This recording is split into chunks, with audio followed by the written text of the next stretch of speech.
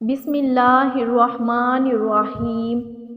احقاف قوم عاد کا مسکن تھا۔ عربی میں ریت کے لمبے اور اونچے ٹیلوں کو حقف کہا جاتا ہے۔ احقاف حقف کی جمع ہے اور یوں اس کا مطلب ہوتا ہے ریت کے اونچے اور لمبے ٹیلوں کی زمین۔ یہ علاقہ یمن اور عمان کے درمیان بکھرا ہوا تھا۔ قوم عاد یہاں 8,500 سال قبل آباد تھی۔ اللہ تعالیٰ نے انہیں سرسبز کھیتیاں بھی دے رکھی تھیں، جانور بھی، پانی بھی اور وافر خوراک بھی۔ نعمتوں کی اس فراوانی نے انہیں بھٹکا دیا۔ وہ اللہ کے باغی ہو گئے۔ ہدایت کے لیے حضرت ہود علیہ السلام کو بھجوایا گیا۔ وہ انہیں تبلیغ کرنے لگے، لیکن عاد ان کا مذاق اڑانے لگے۔ وہ شرک سے پیچھے ہٹنے کے لیے راضی نہ ہوئے۔ شداد اس قوم کا بادشاہ تھا۔ یہ 2 بھائی تھے، شدید اور شداد۔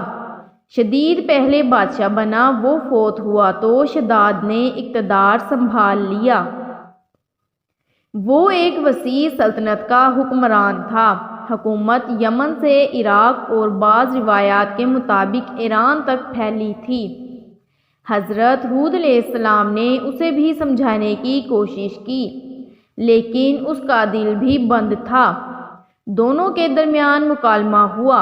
شداد نے حضرت ہود علیہ السلام سے پوچھا، میں اگر ایمان لے آؤں تو مجھے کیا فائدہ ہوگا؟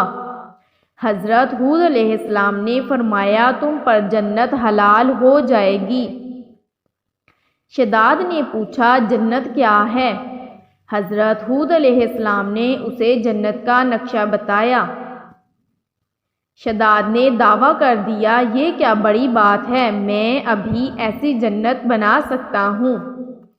حضرت ہود علیہ السلام نے اسے اس کفر اور شرک سے روکنے کی کوشش کی، لیکن وہ باز نہ آیا۔ اس نے سلطنت کے تمام بڑے معمار اکٹھے کیے اور احقاف میں ارم کے مقام پر 20 کوس لمبی اور چوڑی جنت بنوانی شروع کر دی۔ جنت میں سونے اور چاندی کی اینٹیں بھی لگائی گئیں اور جواہرات بھی لٹکائے گئے۔ اس نے شہد، دودھ اور پانی کی نہریں بھی رواں کر دیں اور دنیا جہاں کے درخت، پودے اور پھول بھی لگوا دیے۔ قوم عاد بلند ستونوں پر محلات بنانے کی ماہر تھی۔ شداد کی ارم جنت میں یہ فن عروج پر تھا۔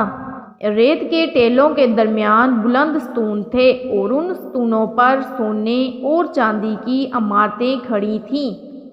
شداد نے فیصلہ کیا تھا وہ جنت کی تکمیل کے بعد اس میں قدم رکھے گا۔ معماروں نے جب اسے جنت کی تکمیل کی اطلاع دے دی تو وہ تیار ہوا، اپنی فوج لی اور جنت کی انسپیکشن کے لیے نکل کھڑا ہوا۔ وہ جنت کے دروازے پر پہنچا، گھوڑے سے نیچے اترنے لگا۔ ابھی اس کا ایک پاؤں زمین اور دوسرا گھوڑے کی رکاب پر تھا کہ ملک الموت آ گیا۔ شداد نے اس سے صرف جنت میں قدم رکھنے کی مہلت مانگی، لیکن فرشتے کا جواب تھا، اللہ تعالیٰ کا حکم ہے میں تمہیں تمہاری جنت میں قدم نہ رکھنے دوں۔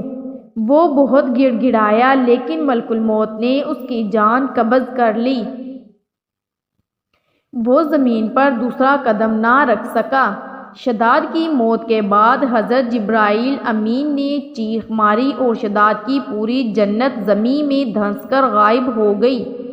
شداد کا انجام قوم عاد کے لیے کافی تھا، لیکن جب انسان کی عقل پر غرور کا پردہ پڑتا ہے تو شداد ہو یا شدید، اسے کسی کا انجام دکھائی نہیں دیتا۔